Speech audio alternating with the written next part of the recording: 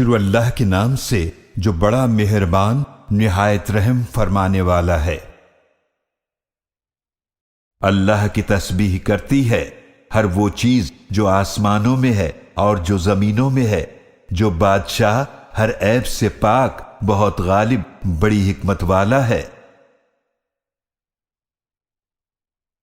وہی اللہ ہے جس نے ان پڑھ لوگوں میں انہی میں سے ایک عظمت والے رسول صلی اللہ علیہ وآلہ وسلم کو بھیجا جو ان پر اس اللہ کی آیات تلاوت کرتے ہیں اور ان کا تزکیہ کرتے ہیں اور انہیں کتاب اور حکمت کی تعلیم دیتے ہیں، جبکہ اس سے پہلے وہ لوگ یقیناً کھلی گمراہی میں تھے۔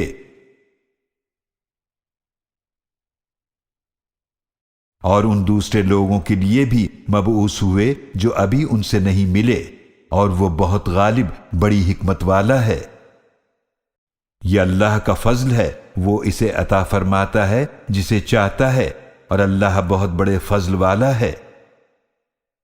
ان لوگوں کی مثال جن پر تورات کی ذمہ داری ڈالی گئی تھی، پھر انہوں نے اس کو نہیں نبھایا، اس گدھے کسی ہے جو پیٹھ پر بہت سی کتابیں لادے ہوئے ہو۔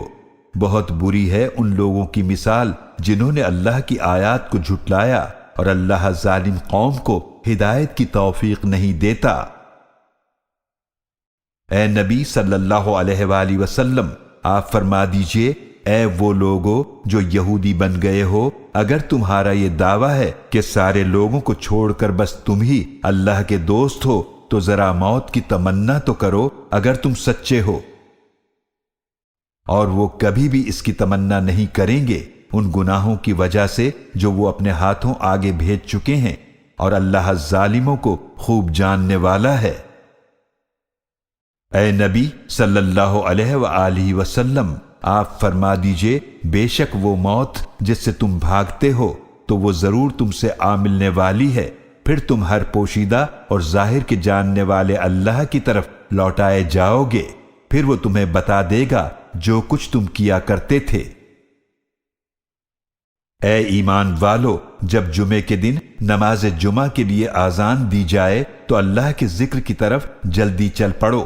اور خرید و فروخت چھوڑ دو، یہ تمہارے لیے بہتر ہے اگر تم سمجھو۔ پھر جب نماز پوری ہو جائے تو اپنے کاموں کی طرف زمین میں پھیل جاؤ اور اللہ کا فضل تلاش کرو اور کثرت سے اللہ کو یاد کرو تاکہ تم فلاح پا سکو۔ اور جب کچھ لوگوں نے کوئی تجارت یا کوئی کھیل تماشا دیکھا تو اس کی طرف تیزی سے چل دیے اور آپ کو خطبے میں کھڑا ہوا چھوڑ گئے۔